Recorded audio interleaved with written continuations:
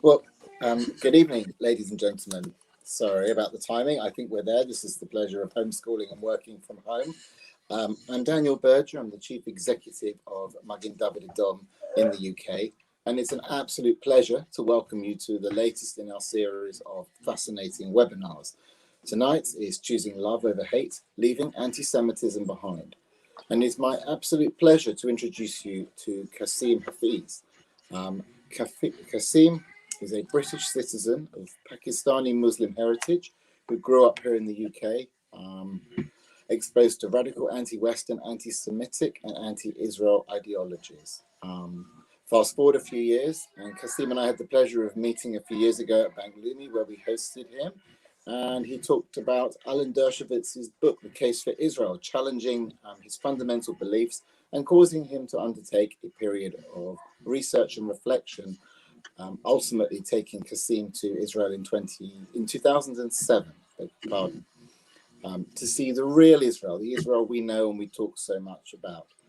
Fast forward many years, Kasim has spoken at the Global Forum on Combating Anti-Semitism in 2013, and also the United Nations Human Rights Council in Geneva, amongst many other radio and television shows and print media. And most recently is in a forthcoming full-length documentary, Never Again, with Holocaust survivor Irving Roth. So it is my pleasure in one moment to hand over to Kasim. Before that, a couple of housekeeping rules. Please put any questions in the comments box on either Facebook or YouTube, whichever platform you're watching it in. And our MC and moderator for this evening is Stephen Jaffe, who's also on this screen. So Stephen, thank you very much for moderating tonight. I know you'll do a fantastic job as ever. Kasim, as I say, it's an absolute pleasure and an honor and a privilege to hear from you again. So now I'm going to hand over the screen to you. So Kasim, over to you. Thank you.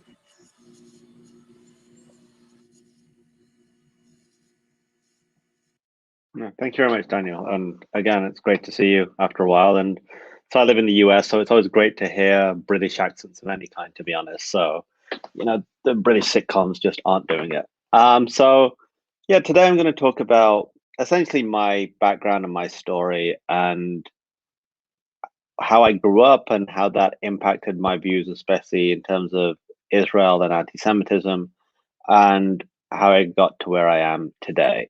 So, as I mentioned, I grew up in the UK, in Nottingham, and my grandparents had come to the UK from Pakistan as economic migrants, and they came to the UK for a better life, the better economic opportunities, etc., that Britain offered.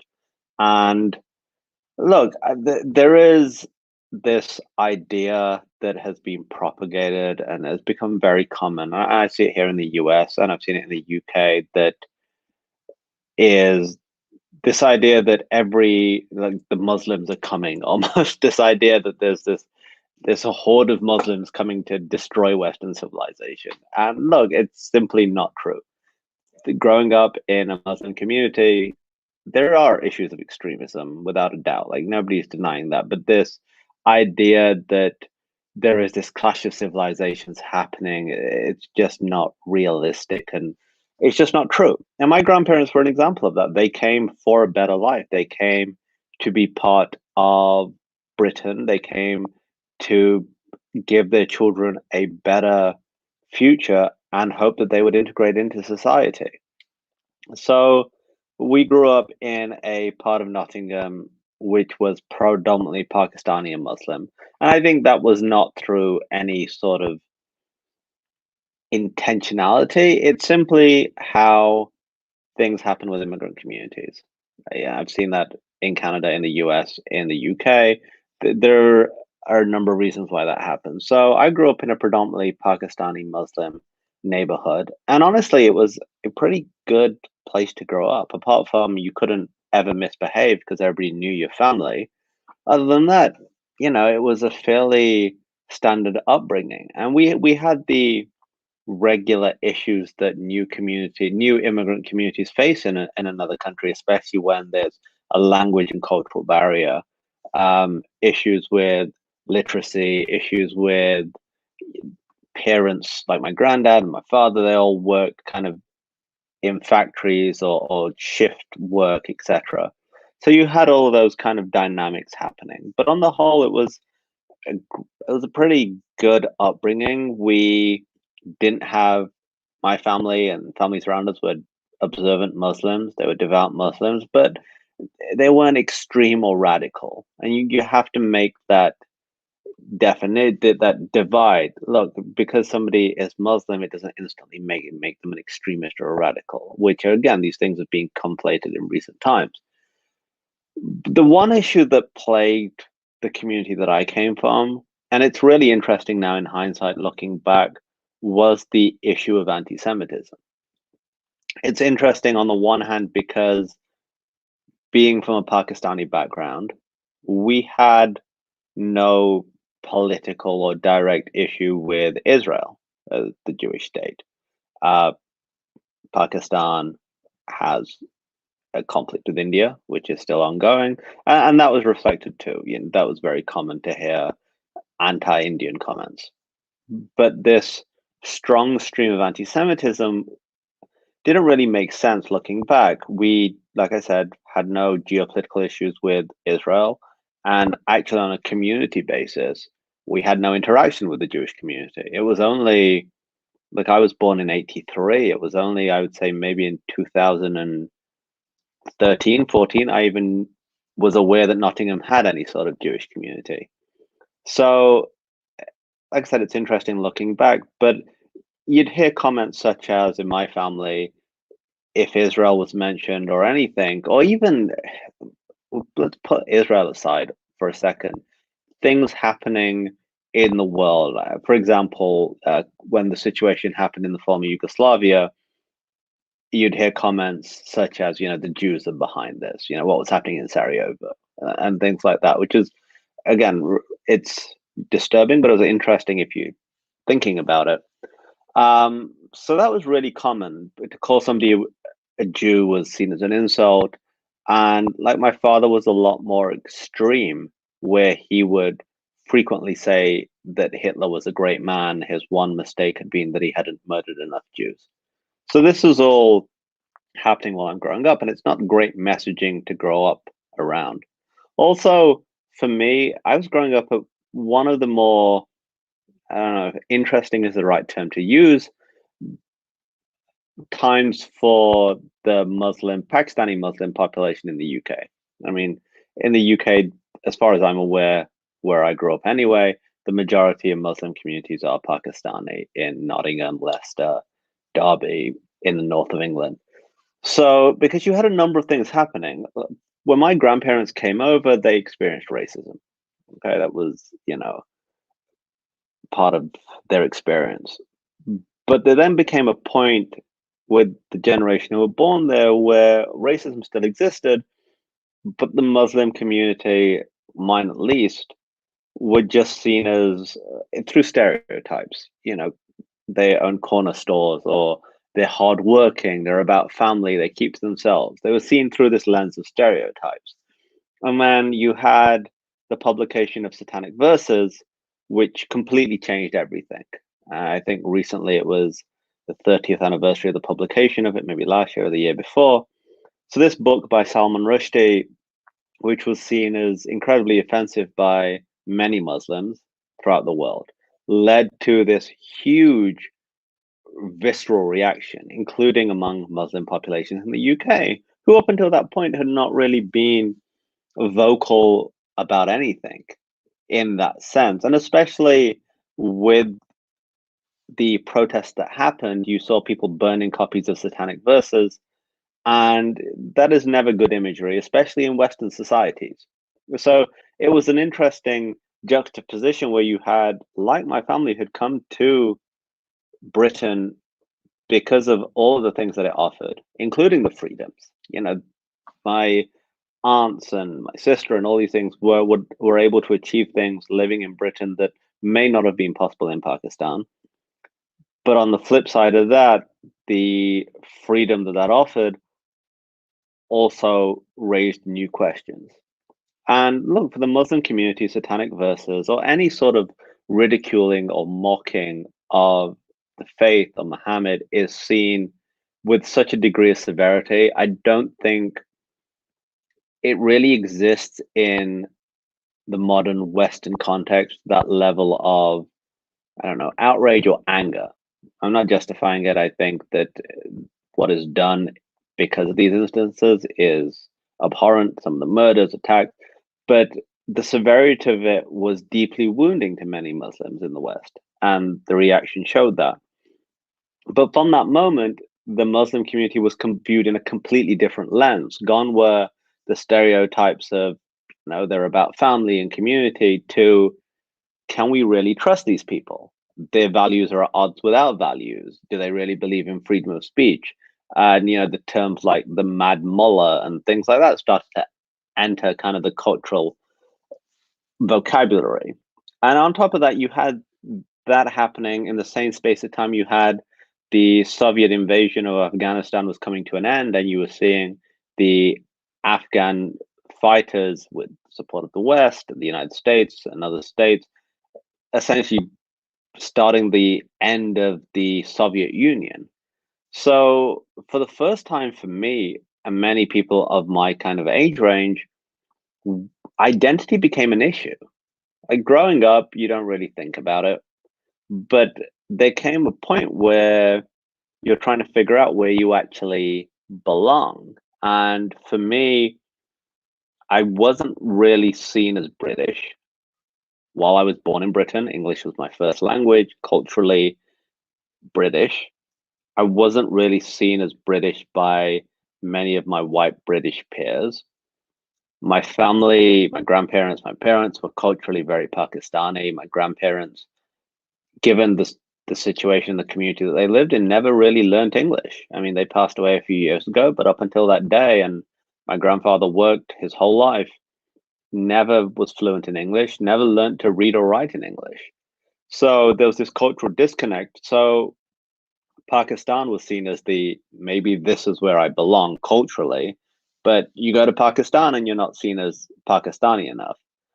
So you have this strange, I don't want to say yearning because it seems very dramatic, but this strange lack of belonging.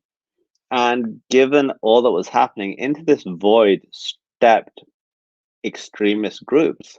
And it's interesting to me, again, looking back, hindsight's an incredible thing, where these groups that came into the community, which is an important point to mention, these groups weren't part of the community. This wasn't a group of people in the community going, we need to change direction, we need to change how we define ourselves. That wasn't the case.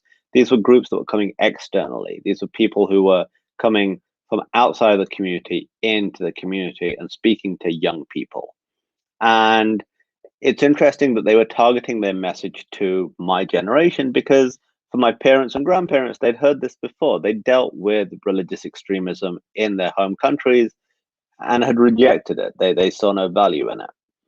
So these groups like Hizb ut-Tahrir came into my community, and they essentially had a message of, you're confused about your identity, don't worry, you're not British, you're not Pakistani, you're Muslim, and you're Muslim first. That is your only loyalty, and that comes above everything else. And the challenge of that was, with a group like Hizb ut-Tahrir, their intentions were negative. It wasn't this was trying to give people belonging, this was trying to connect people to their faith in a positive way. This was about a religiously infused political agenda. And they created this narrative which was twofold. One was that we were victims of Western society, and two, the idea that being Muslims, we were on a collision course with Western society. Now, just to unpack the idea of being victims, like I mentioned earlier, there were issues in my community, issues with literacy, issues with how families operated, because you had one parent who was working maybe 18 hours a day, and you had a mum at home who wasn't fluent in English, and all these kind of disconnects, which again are very common in many new immigrant communities. But this was shaped as being some sort of uh, it was shaped as being, this was happening because you're Muslim. this is an intentional system which is being put onto you by Britain. And look, while these issues existed, the idea that this was being externally put onto my community, that we were victims of Western society, is absolutely absurd. I mean, look, if there was anything I would say that we were victims of living in the UK, it's probably the awful weather, but we're all in that together.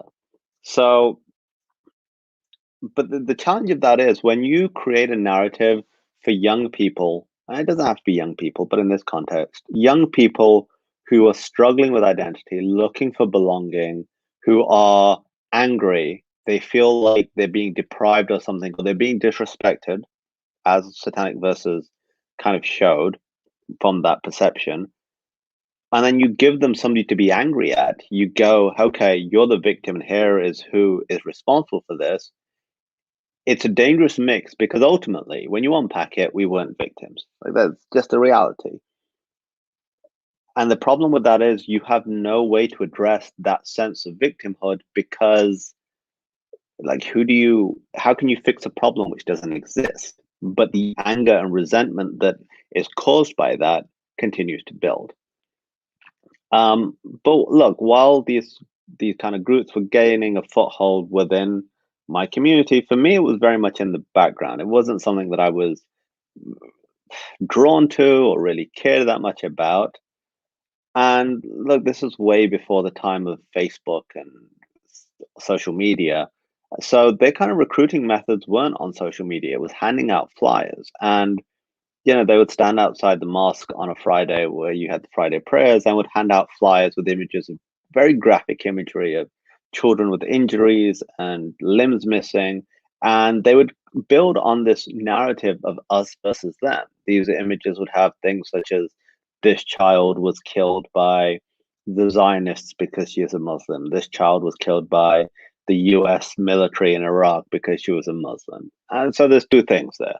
One is, as the recent conflicts have shown, that people lie, people put on images, people manipulate images, people mislabel images to create a narrative. So that's one. And look, from a human perspective, if you see an image of a dead child, your first instinct isn't to question it because you're going to be shocked and horrified because we can all agree that children anywhere, everywhere, whoever they are, shouldn't be being killed or maimed. So that was one part, and that builds the anger because you see these horrendous images. You see a dead child, you see who you're being told is responsible, and so it creates more anger and hatred towards who this is, who you believe is responsible.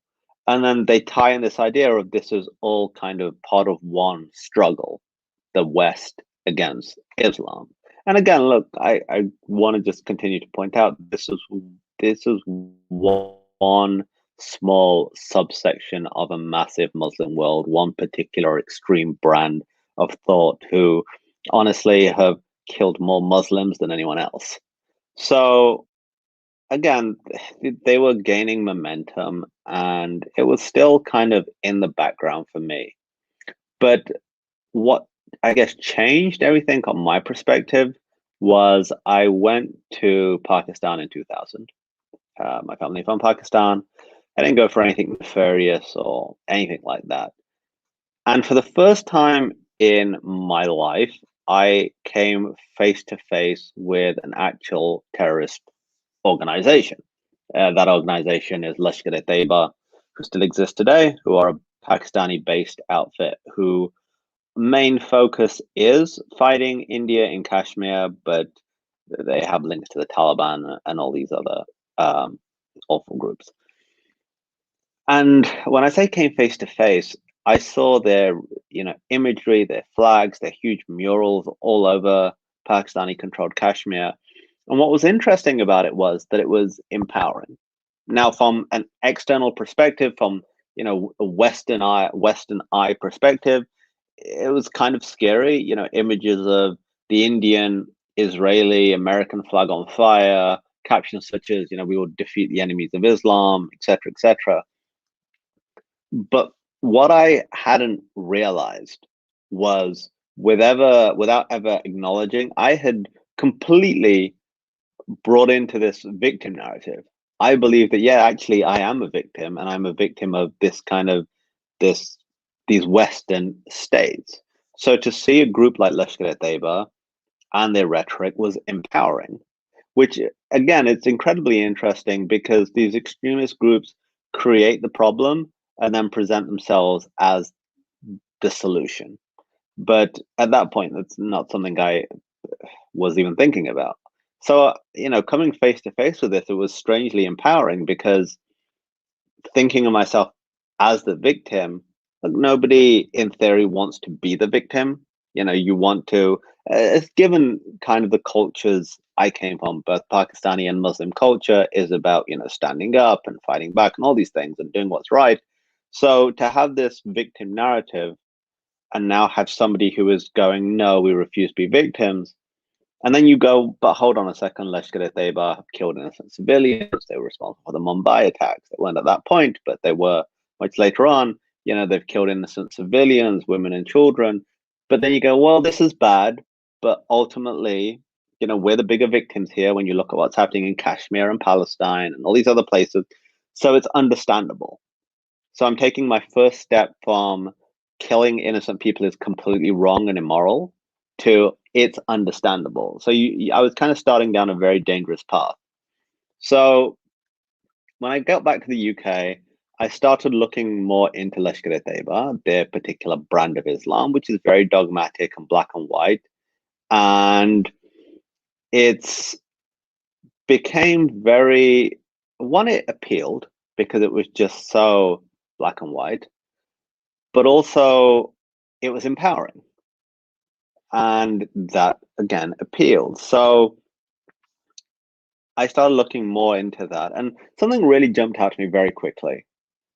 And it's interesting from, I think this is why it's really interesting that you have to be very careful what you say and what you teach your children. Because those anti-Semitic messages that I grew up with had remained there. They didn't just disappear as I became a teenager and a young adult. They remained there. So when I read more into Lashkar-e-Taiba and these kind of extremist ideas, branches of Islam, and they talk about the Jews being responsible for essentially every evil ever, I make a direct connection with this is what I heard growing up. So this makes sense. Like there's a connection here.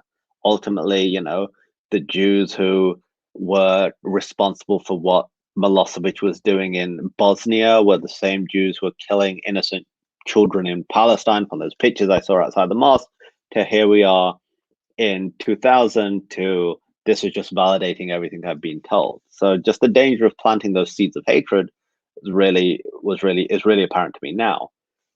So I started becoming more extreme in my religious views. I started becoming more vocal in my it was anti-Semitism. I don't want to call it anti-Israel activism. It was anti-Semitism. I had an issue with Jews. But two events happened in very quick succession, which really accelerated my journey in a negative. One was 9/11. When 9/11 happened, it's interesting because I viewed 9/11 from a strange lens of, look, when we most of us have probably seen that awful footage of the planes hitting the towers, and it's shocking, people jumping out of the 70th floor.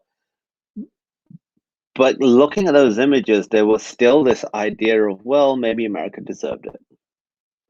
And that's what happens when you cross over the line of what is right and wrong and go into this gray area of justifying things which are wrong, like the murder of innocent people.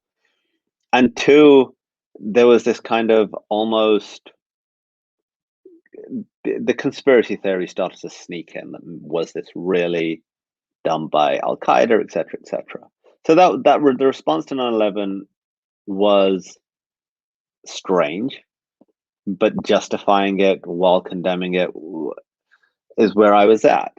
But the thing that was even more dramatic than that, in my personal journey was going to college. Went to Nottingham Trent University, and look, I was confronted with anti-Israel messaging from day one. There is a video that I watched on one of my first days at Trent, at Nottingham Trent, and this event made no reference to the situation in the Middle East, the Israel, Palestinians, and so I went to this event put on by one of the Islamic societies. At this point, I'd become very devout and again extreme. I think just to say I was a devout Muslim is not really painting the full picture. Very extreme in my religious interpretations. So I went to this event, and essentially, for 20 minutes we watched this video which showed horrific images from the Middle East, people with limbs missing, people with checkpoints, airstrikes happening, with no narration, no context. And ultimately, what happened was, at the end of this event, the head of the Islamic Society at that point goes, well, if anyone has any questions, let me know. But if you want to join the society, there's information at the back. Now, look, you will probably ask, okay, why is that significant? If you have 20 minutes of very graphic imagery, emotive imagery, completely intentional, to elicit an emotional response on people, to elicit an angry response on people, it's going to have an impact. And I saw that firsthand. Years later, I had a cousin who went to the same school and watched a similar video. At this point, I had kind of left that past behind, and she comes and knocks on my door and is really irate. And this is somebody who we'd never discussed the Middle East, never discussed any sort of politics. And there's like a 9-year difference between us. Like, this was never a conversation we'd ever had. And she launches into this tirade about how can I, support Israel or be pro-Israel or whatever when they are killing innocent Muslims, etc., etc. So I'm like, whoa, hold on. Like, what are you talking about? And I do the very British thing. I make a cup of tea and we discuss it. I don't know how many of you have been to the United States, but they do this thing with tea called iced tea here. It's a complete abomination and disgraceful, but that's a separate issue. But we discussed this whole issue, and she'd watched this video and it got her so angry and emotive, she felt she had to do something and confront the only person she knew who was supportive or felt positive towards the state of Israel. But that's the power of this sort of emotive propaganda, which has now become, very common and much more widespread because of social media. So while I was at college, I got involved in all these anti-Israel groups. And look, here's the thing. I think it's really important to point out that there's so many groups on campuses. And today I still speak on US campuses when there isn't a pandemic. And there are all these organizations. And look, I had the flags and buttons and all these things. And ultimately, was I pro-Palestinian? No, of course not. My obsession was with Israel. It was being anti-Israel. And look, me personally, I don't think there's a contradiction between saying, look, I am pro-Israel and pro-Palestinian. Maybe that's controversial. Who knows? I don't care. I'm pro-humanity.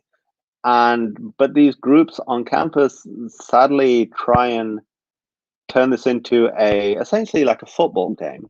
You wear the pins and flags and hats and all the colors, and it's a zero-sum game.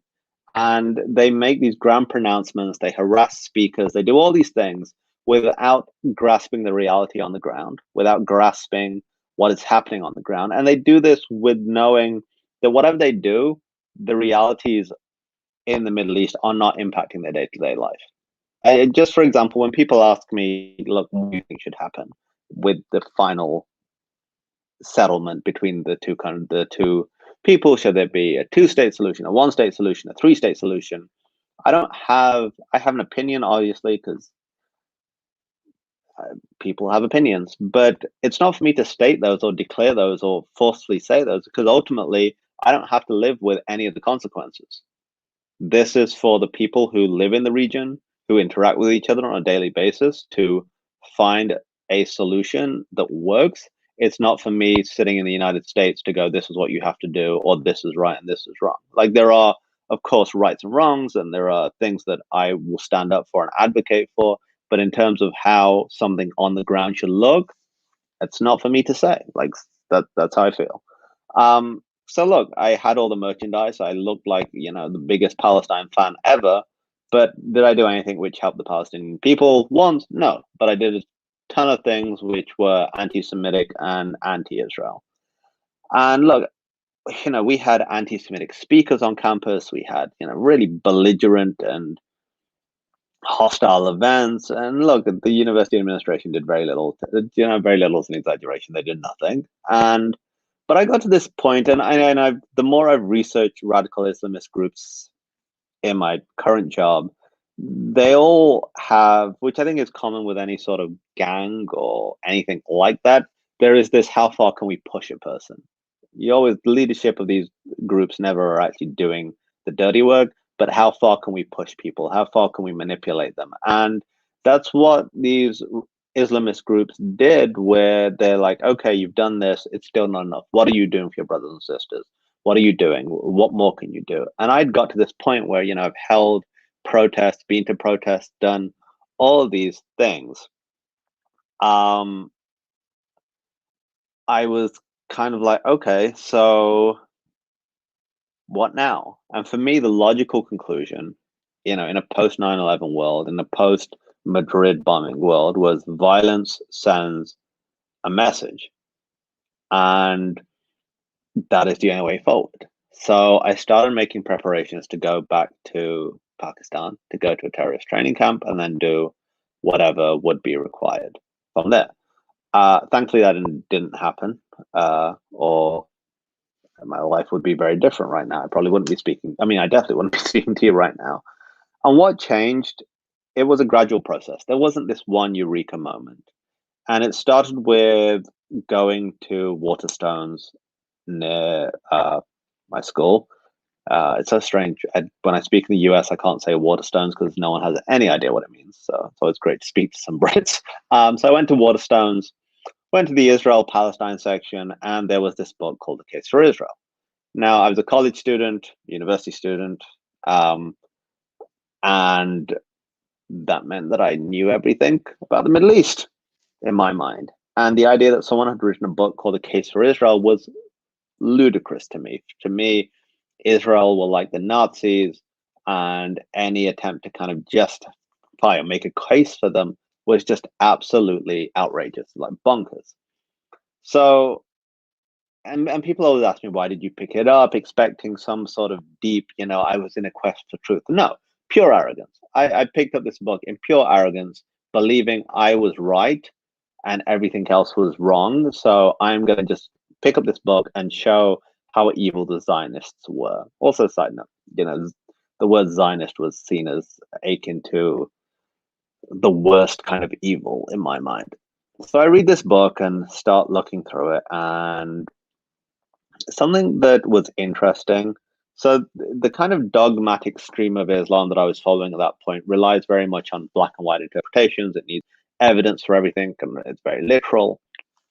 And the book Case for Israel by Alan Dershowitz, being a lawyer, he provides a lot of evidence for every argument he makes.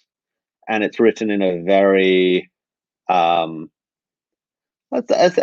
say simple and not in an insulting way, just very easy to navigate. It has the question and the answer, and he provides evidence and documents. So interestingly, it's the first time I'd ever read anything which gave another version. I don't say version, another perspective. I had constantly read one side of the story, which gave a narrative which fit with what I was comfortable with and which I embraced. So as I read this book, it talks about Israel as a democracy, what happened post 1948, and all the lead up to it.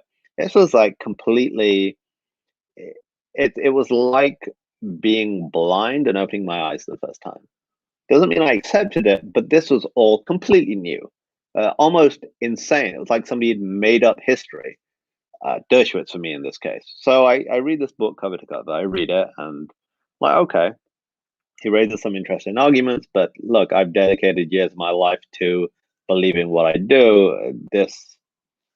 I think this is absurd.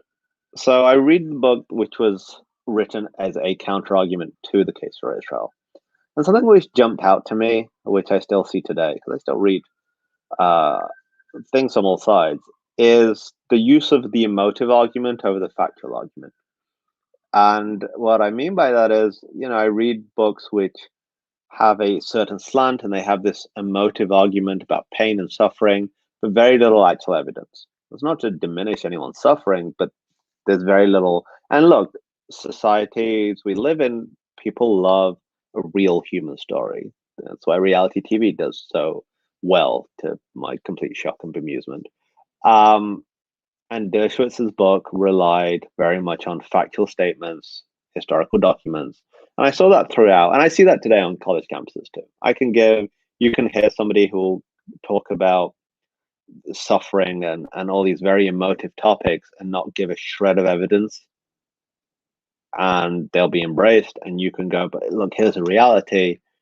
If people don't like it, they're not going to like it. Like it's as simple as that.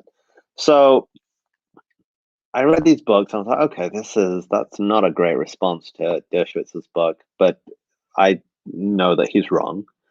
And that really starts this period of research, which was unbiased, because up until that, everything I read was very biased and was from organizations and charities that were pushing a particularly hostile narrative towards Israel. And ultimately, what happens after almost a year of research is I reach a strange impasse. One, my life has kind of gone a little bit of a tailspin, because you've got to understand that this was it's awful to say, and I don't think I've ever said this, I'm just thinking out loud, that my kind of passion was anti-Semitism. My passion was hatred of Jews. Like that was what I was dedicated to. So that is now in a tailspin, because the premise that it's built on seems like it may not be true. So I start researching, and the more I research from a balanced perspective, things aren't adding up. My narrative seems to not really hold much weight, but I'm still refusing to let go of it because I can't. I've committed way too much time, my life to this. And, my mental health starts to get impacted because, you have the reality and you have what you believe, and the two aren't being reconciled. And how do you kind of bridge that gap? And two, I kind of withdrew from my friend circle because they had this belief that they believed that solidly this was the truth and were not willing to question or even have any discussions about it. And ultimately, that led me to visit Israel in 2007. For me, I thought this is the only way I'm going to get closure. I'll go to Israel. I will see how horrendous it is firsthand. Again, this wasn't a journey of discovery. I'll see how horrendous it is firsthand, and I will be validated, and life can go back to its plan that I had. So in 2007, I don't know anyone in Israel. I fly to Israel for the first time. Before I went, I'd been on the Home Office website to look at the travel advice, get the consulate address and things. So I land in Tel Aviv in 2007. Ben Gurion. If I remember rightly, the advice from the Home Office was something along the lines of, the heightened security situation, always be honest, etc., etc. So I landed at Ben Gurion Airport. I've never traveled alone up until this point out of the country, and I'm asked, what is the purpose of your visit? So I'm super honest, like so honest. Hand over my passport, and I'm like, well, I used to be anti-Semitic, not exactly sure, kind of anti-Israel, not so sure about things. So I came to see it for myself. And that's how you end up spending 8 hours in Israeli security. Kind of my own fault, granted. So, I take a seat, they call me into the back, and they're like, okay, this is strange what you're saying. Like, it's not like conventional. And we go back and forth, and he asks about the countries I visited. So I go, look, I've been to Pakistan. Why? Family. He goes, okay. Is that the only country you visited in the region or the wider region? I went, no. I went to Saudi Arabia a few years ago. Like, okay, walks out the room. He also did something which, to this day, I kind of call the, you have good cop, bad cop. He did like a good cop Jewish mother thing where one minute he's like questioning me and the other minute he's trying to feed me. It went on a long time. And look, 8 hours is a long time. It's not an ideal situation, but I didn't have a particularly negative experience. I know people who have. I'm not going to try and pretend like everybody has it great, but mine wasn't a particularly negative experience. And ultimately, I was allowed to leave. And, I go to Jerusalem, which was my first stop. And so I'm walking around Jerusalem and I'm seeing the reality. I'm not seeing this, in my perception, this militarized apartheid state with Arab only bus stops and restaurants. And again, it sounds ridiculous that I believed that growing up in the UK, somebody who was at university, but that was what I believed. I'm not seeing that, especially if you've been to Jerusalem. Like I remember on one trip to Jerusalem, a number of years back, it wasn't my first trip, but I'm walking past the train stop and there is literally a Greek Orthodox priest, a ultra Orthodox Jewish gentleman, Muslim woman with a headscarf, and this guy with like green hair. I mean, there's nowhere on planet Earth those four people would be in the same place at the same time, apart from Israel. So, I make an effort to talk to people, and I think a number of things jumped out to me. One was I'd been told that the Jews hate Muslims. Like that is it.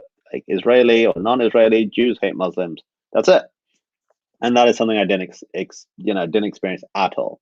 Telling people my background, having conversations, and two, like just talking to Israeli Arabs. They describe, like they were honest. Some said, look, things aren't perfect here, but are things perfect for Pakistanis in the UK? And these issues exist, but this is our home, and there's no other place in the Middle East we'd rather live. And again, that was really jarring for me because I have this narrative in my head. So over the space of time I spent in Israel, I met people from different backgrounds. I met Jews from all different backgrounds. Going to the Western Wall was a particularly special moment for me, although it was very strange going there because I really didn't know what I was doing. It was strange, but it was a moment which gave me a real moment of clarity in that it was kind of my eureka moment because I'd spent hours walking around talking to people, but I couldn't make this jump from this is what I'm seeing, this is what I believe, and what I'm seeing is a reflection of the truth, not what I have believed. But it was at the Western Wall I had this moment, and it's super cliche to talk about, but I had this moment of real clarity of what I was experiencing and what I was seeing. And it was a moment I realized how broken my moral compass had gone. I was like, look, here you are in Israel, in Jerusalem. And this is a country that when the Second Intifada was happening, you were pretty much okay with women and children being blown up in terrorist attacks. These are people that you wanted to kill based on what? On myths that you'd been told. Like, how have you gone from somebody who didn't grow up in horrendous circumstances, but you believe it's okay to kill people simply because who they are, like, and you wanted to kill people? How have you got to this point? And that really was the wake-up call for me. I spent another few weeks in the region. I went to the Palestinian territories. I went to Ramallah, just experiencing it firsthand. Like I said, I went on my own, no tour group, didn't know anybody there, just to experience it, just to see it. And I made a conscious choice when I was coming back that I had to now speak out. And look, there wasn't I'm going to be an activist, and that's the thing. But I came back, I started speaking to friends and family, and that did not go well. And I carried on speaking. I carried on speaking out, just telling the truth and it's twofold. One was simply it was the truth. And I'd seen the reality and I felt responsibility, especially given the hatred I'd put out about this same issue. And secondly, I know how awful, bleak, and toxic it is to have these extremist ideas like this. Like anti-Semitism is almost a gateway drug for wider extremism and radicalism in the Muslim community, in my experience. If I can stop one person going down that horrible, dark, and evil path, I gotta try. Like it seems like a war of attrition sometimes, but I've got to try. And that's what I did. And look, that then kind of cascaded into me writing some articles, doing some speaking. That in turn brought more hostility to me, which, you know, eventually led to me leaving the UK, simply because, look, the community I grew up in, I was no longer safe in that community, and that was difficult. I don't have a great relationship with my family anymore, and I live in the US via Canada because that's all everyone's exit plan, go to Canada. So that was mine also. But look, I don't regret the choices I've made. And I think, like I said, I went to Israel in 2007, and it's been a journey. I've grown a lot since then. I've learned new things. Every trip back to Israel, I learn new things and I see things from different perspectives. And I ultimately, what I would say today in 2021, which I've learned, and maybe it is cliche, but it is the power of human connection, and not hating is so important. And that's really, if I can say, leave you with any message, it is reach out and reject hatred and try and find a common way. Doesn't mean that you are okay with anti-Semitism, because you have to fight that as the evil it is. But the power of hatred can be defeated, and it's incumbent on all of us to play that part. Kasim. And that's me. Hey, how's it going? That's the first time I've really heard your story, Kasim, and I think you say it in such a dispassionate and analytical way. You can see things from different perspectives as you grew up and you developed, etc. Is that the key to your story, Kasim, that you're just an inquiring mind, that you were never going to just accept the given, and that you were always... I heard what you said about when you lifted up the book by Dershowitz. It was out of arrogance and not out of real inquiry. But having listened to you, you are somebody who's able to articulate different perspectives and stuff. Is that the key to your story, do you think? Maybe. I think I was fortunate to... I think I was fortunate to grow up in a family where study was encouraged and to question things was encouraged. And I think part of it also has just come with time. With the more you experience things, the more you experience different things, you take a step back. And I think that it served me well. I think there has to be an element of that to my story. I was willing to question something. I wasn't willing to just accept it when I saw a little bit of doubt, and I think that's important. If there was a grain of doubt, I was willing to kind of follow that to see where it ended up, and I'm fortunate I did. So, Kasim, I want to take you right back to your childhood in Nottingham, because you said you'd never met a Jewish person, and you felt that was probably true of most members of your community. Now, there is a Jewish community in Nottingham. It's very small. Do you think, Kasim, the Jewish community could be doing more in terms of outreach? If, for instance, you had met Jewish people, if there had been a tour of the synagogue that you'd been on, would this be making an impact, or is that just wishful thinking? I believe so. I mean, I think so it's really interesting. For almost 25 years of my life, I walked by the Orthodox synagogue almost every other day. Had no idea that it was a synagogue. And visited for the first time, I think sometime in 2012. I think so. I think there will always be those people who are going to choose hatred, who are going to choose bigotry. That's a reality. But I think one of the most important things for any community, and in terms of the community I came from in respect to the Jewish community, is dehumanizing. We don't, sadly, too many people don't see people who are Jewish as people. They see them as the Jews rather than people who have families and humans, and they don't see it from a human level. And that is a huge challenge. So I think there is definitely work that can be done in that respect.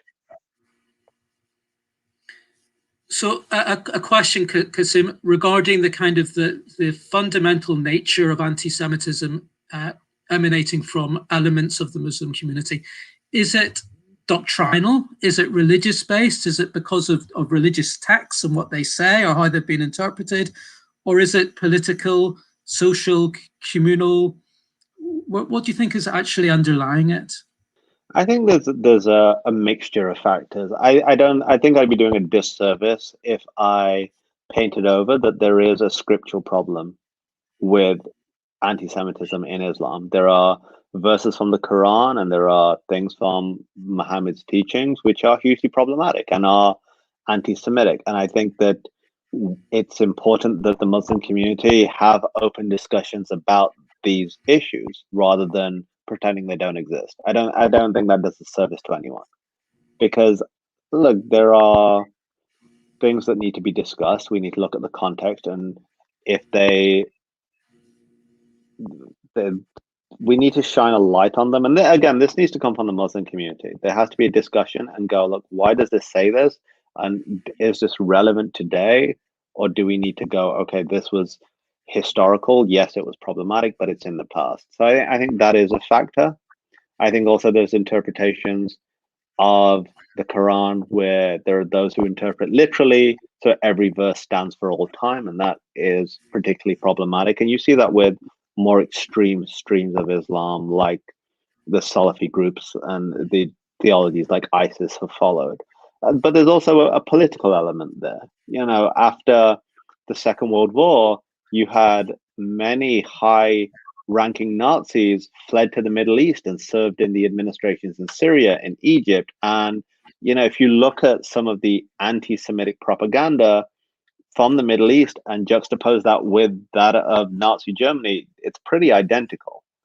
And again, this isn't something we really talk about. We don't talk about, you know, Hajj Amin Husseini and him allying with the Nazis in the Middle East. And all these factors have also played into it. And I think the other factor is that there has definitely been I'd say, Arabization of Islam, where the Islam that I grew up with was very Pakistani, culturally Pakistani in, you know, the way of worship and the way of clothing. And in the last 2 decades, we've seen this almost standardization process where you have people from a Pakistani background who are wearing Arabic style garb, who are doing things which are culturally more Arabic than Pakistani.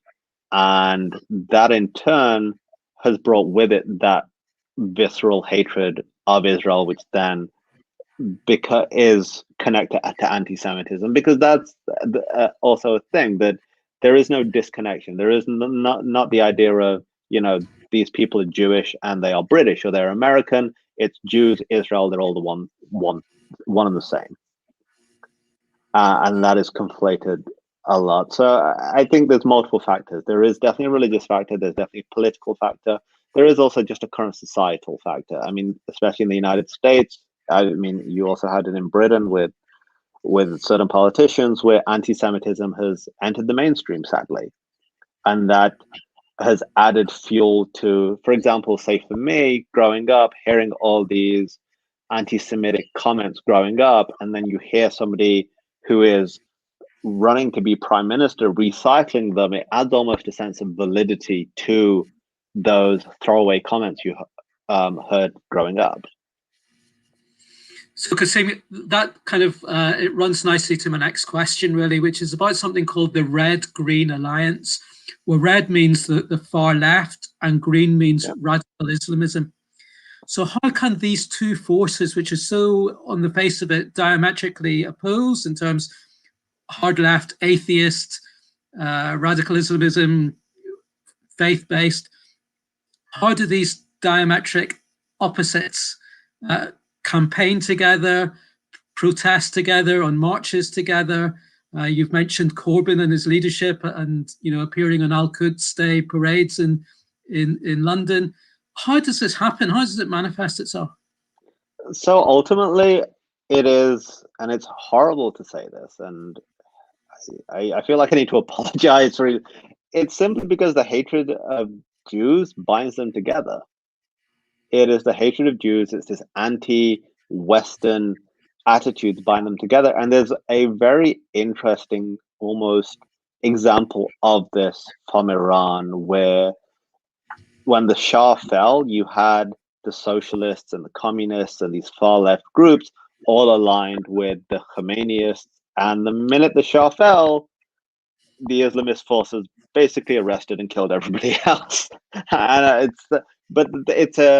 it's an alliance of convenience. Look, even when I was at college and we went to university, I'm becoming way too Americanized, I apologize, at university, and we'd go to protests, and you had the Iraq war happening, so you had these protests which is being run by these far left groups and Muslim groups going. We were under no illusion, like it was almost a inside joke. These people are absurd, like they're a joke.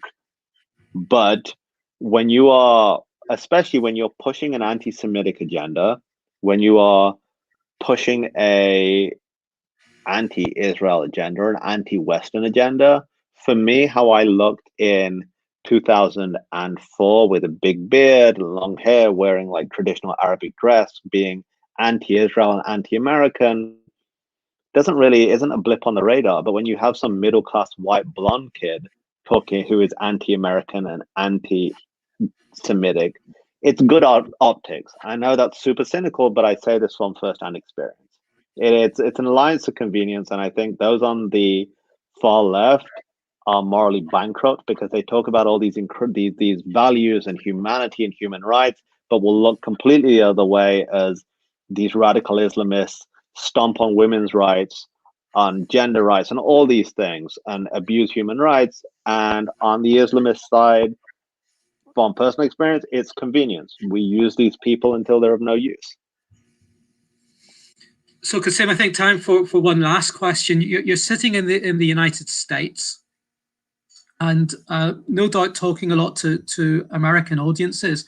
And in America, I think certainly in the Jewish community up until relatively recently, they would think of the issues that you are raising as being European issues, but not really domestic American concern.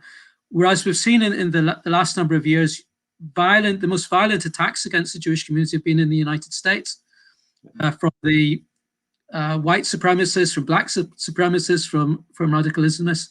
What's your message to in particular the American Jewish community?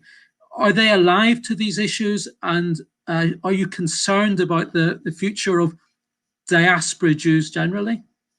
So I am concerned about the future of diaspora Jews. Definitely, I think it's jarring for me as somebody who isn't Jewish to see that in 2021 synagogues have to have security. That many of my Jewish friends have to think about all of these multiple issues and threats just to go worship. Yeah, I mean, and that's sad. And the fact that it's become normalized in so many realms. You have recently a basketballer in the NBA was caught with making some anti-Semitic slur. Like it's become way too common and normalized. But I would say to the American Jewish community, they're not alone. They have friends. And I think that is one thing that it's very important. So I work for an organization called Christians United for Israel. We recently hit the 10 million member mark. And I would say that this isn't an issue that the Jewish community have to deal with alone. They're not alone, and it's important. It's more than important. It's incumbent on anyone who believes in the values of Western societies, of freedom, of democracy, of freedom to worship, freedom from fear, that we stand up and say this is wrong. This is how we would tackle any other bigotry, racism, or anything else. We have to tackle anti-Semitism the same way. And there are definitely challenges ahead. There are definitely reasons to be cautious, but I believe that more people are awakening to the danger. More people are seeing that there is a threat, and more people are, because look, I mean, nobody knows better than you the pitfalls of Christian-Jewish relations. There is a lot of history there, and there is a lot of mistrust. I mean, understandably so. But even that is changing in the things that we've been doing as an organization. This is not based on any sort of hidden agenda, any sort of covert missionary activity. It is genuinely to stand up for what is right and stand with the Jewish people and Israel at a difficult juncture in history. And I think there are reasons for optimism, both in the United States, both in the UK, and also we're seeing globally with things happening in Dubai and Bahrain, which may have been unthinkable just a decade ago, even less than that. So the world is changing and there are positives and negatives, but I sincerely believe that as long as we keep speaking out, we keep fighting for what's right, there is always hope. And I would say this to the American Jewish community: you are part of this country, the same way the Jewish British community, you're part of Britain. Like, you are 100% part of your country, is like anybody else. And if anyone is making you feel any differently, they are the problem and not you. And we need to rally around communities who are feeling that way to make sure that that threat and that danger is dealt with. Thank you, Kasim. I'm going to ask Daniel Berger to come back and to say a few words of thanks. Unmute, Daniel.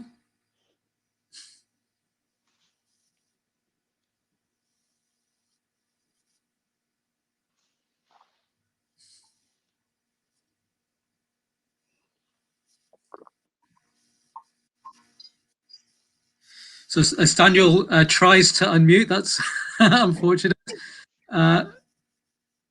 Okay, I'm there. Sorry, it disappeared off the screen. I'm using an iPad. I apologize.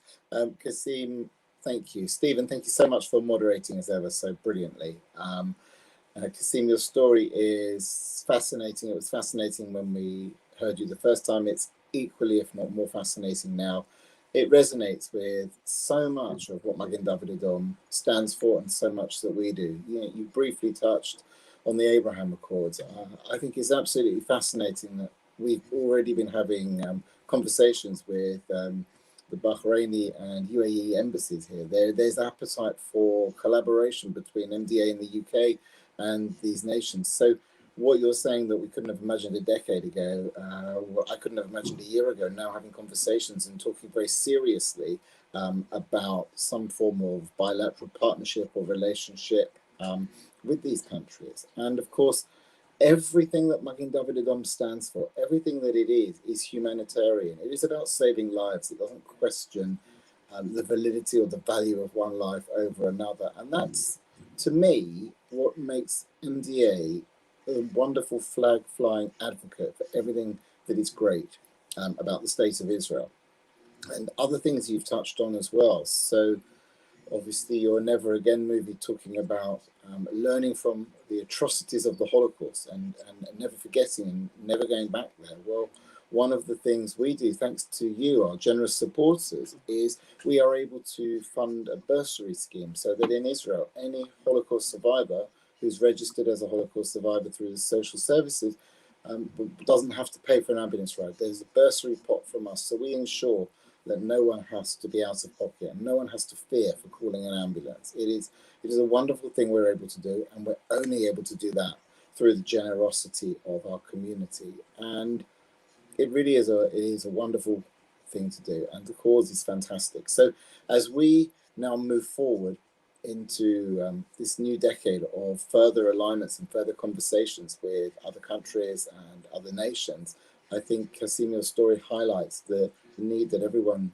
frankly, needs to start speaking, and we should break down some of these taboos and some of these fake news stories that make people hate without really knowing and understanding it. So going back to Alan Dershowitz's book and finding the truth, I think is really remarkable, and what you achieved and what you did, it really is brilliant. So I wanted to say thank you personally as well. On a final note, we couldn't do this without you. We don't ask for any donations for our webinars. We want to provide you with content while we're stuck at home in lockdown. But if you feel like donating, please, the address is on the screen, mdauk.org/donate, or call the office or drop us a line on Facebook or any of the other social media forums, because we rely on the generosity of the community in order to quite literally help save lives in Israel. And on the final note, if you've enjoyed tonight's webinar, we've got some more fascinating upcoming webinars. On the 31st of March, we have 90 minutes for 90 years of MDA. We are going to condense actually 91 years of Mugging Double Dog into 90 minutes. And it will be a fascinating history of MDA. And on the 13th of April, we have Colonel Richard Kemp. Richard Kemp is an amazing speaker. He's got lots to talk about. And it's that time where I'm going to say goodnight. Leo here is going to say goodnight to you. And I want to thank you all for joining us tonight. So ladies and gentlemen, thank you. And Kasim, thank you so much. Good night. Okay.